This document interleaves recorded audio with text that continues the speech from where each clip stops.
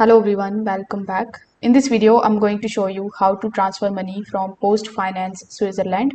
For that, first of all, you need to either come here on postfinance.ch, which is the website of PostFinance Switzerland, or you can also follow the same steps inside your PostFinance application on your phone.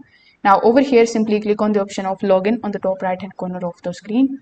Afterwards, you just have to provide your e-finance number, your password and your user identification if it is available. Then click on the option of next in the bottom right hand corner of the screen.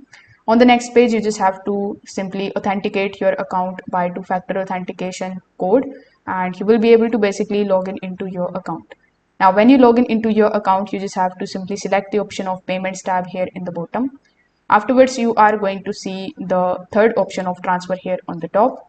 Now, when you tap on the option of transfer on the next page, you just have to choose whether you want to send a Swiss domestic transfer or you want to send an international payment. Now, PostFinance supports both local and the worldwide transfers directly from eFinance. Afterwards, you just have to do nothing but to simply provide the recipient's name, their account number, payment amount, and any reference message. For Swiss transfers, the IBAN is usually enough.